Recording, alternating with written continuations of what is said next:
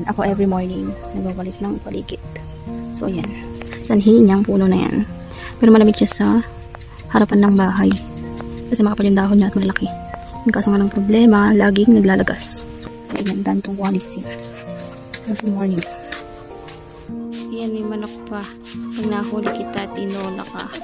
So every morning, hindi na mawawala sa atin ang pagwawalis araw-araw. Pero parang nag-exercise ka na rin sa araw-araw na pagwawalis mo. Hinahangad ko nga na pumayat pa, pero parang hindi na kaya.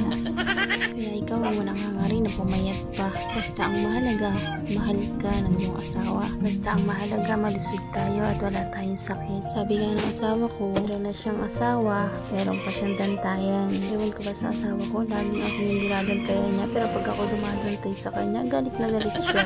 Madalang na kami mag-away ng partner ko. Pero pag nag-away kami, kulang na lang magpatayan kami. So yun lang. Good morning and thank you for watching this video. Please support and react my video.